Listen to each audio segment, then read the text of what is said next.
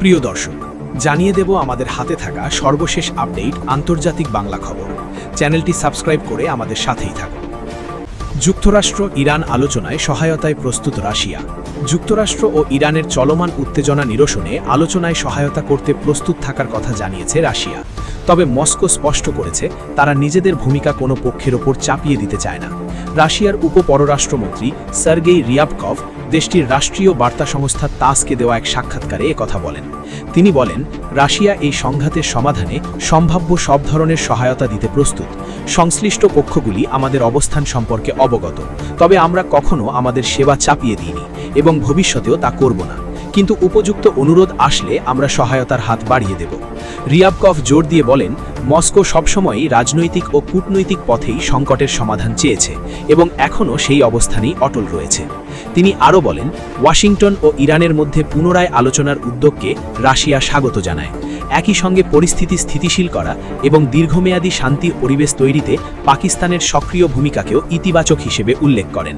বিশ্লেষকদের মতে, মধ্যপ্রাচ্যে উত্তেজনা বাড়তে থাকায় রাশিয়া নিজেকে সম্ভাব্য মধ্যস্থতাকারী হিসেবে উপস্থাপিত করতে চাইছে।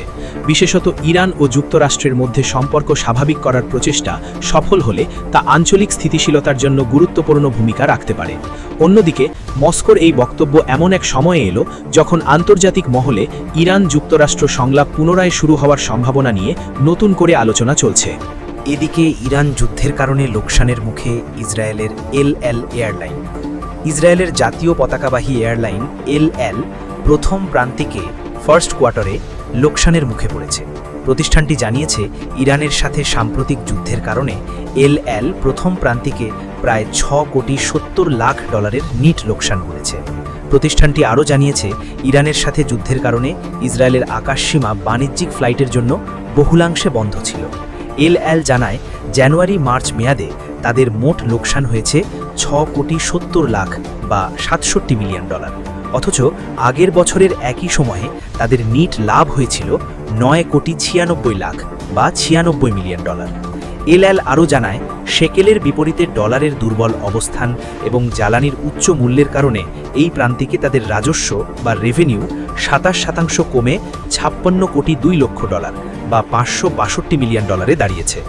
ইসরায়েলি এই বিমান সংস্থাটির তথ্যমতে, যুদ্ধজনিত কারণে তাদের মোট ক্ষতির পরিমাণ দাঁড়িয়েছে $14.50 কোটি বা $145 মিলিয়ন, যার মধ্যে প্রথম প্রান্তিকে ক্ষতি হয়েছে $9 কোটি বা $90 মিলিয়ন এবং দ্বিতীয় প্রান্তিকে ক্ষতি হয়েছে $5.50 কোটি বা $55 মিলিয়ন।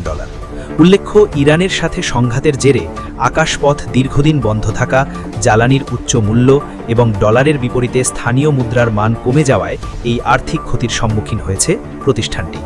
সবশেষ জানিয়ে দেব, হরমুজে বেড়েছে জাহাজ চলাচল, বলছে ইরান। ইরানের ইসলামী বিপ্লবী গার্ড কোর IRGC জানিয়েছে, পারস্য উপসাগরীয় জলপথ হরমুজ প্রণালী দিয়ে জাহাজ চলাচলের সংখ্যা উল্লেখযোগ্যভাবে বৃদ্ধি পেয়েছে। IRGC নৌবাহিনীর নতুন সমন্বয় ও ব্যবস্থাপনার অধীনে গত 24 ঘণ্টায় অন্তত 26টি বাণিজ্যিক জাহাজ এই প্রণালী অতিক্রম করেছে। বুধবার এক বিবৃতিতে IRGC নৌবাহিনীর কমান্ড জানায়, পারস্য উপসাগরের এই গুরুত্বপূর্ণ প্রবেশদ্বারে ইরানি সেনাবাহিনীর সাথে যৌথভাবে নিয়ন্ত্রণ বজায় রাখছে তারা।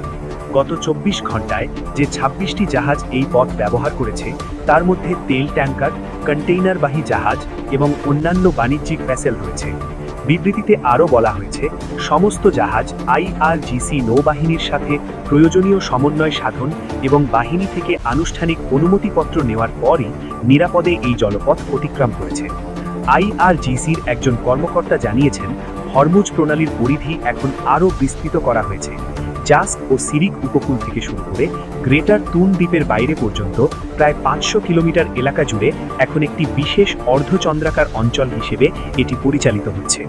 ফেব্রুয়ারির শেষ দিকে ইরানের বিরুদ্ধে মার্কিন ইসরায়েলি আগ্রাসন শুরু হওয়ার পর থেকে হরমুজ প্রণালীতে কঠোর কড়াকড়ি আরোপ করে ইরানি সামরিক বাহিনী। এরপর থেকে স্বাভাবিকের চেয়ে জাহাজ চলাচল অনেক কমে গিয়েছিল। তবে নতুন ব্যবস্থার পর 24 ঘণ্টায় 26টি জাহাজের পারাপারকে একটি বড় অগ্রগতি হিসেবে দেখা হচ্ছে।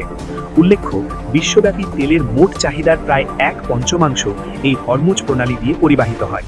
ফলে এই রুটে কড়াকড়ির কারণে আন্তর্জাতিক বাজারে জ্বালানি তেল ও পণ্যের দামে বড় ধরনের ঊর্ধ্বগতি দেখা দিয়েছিল।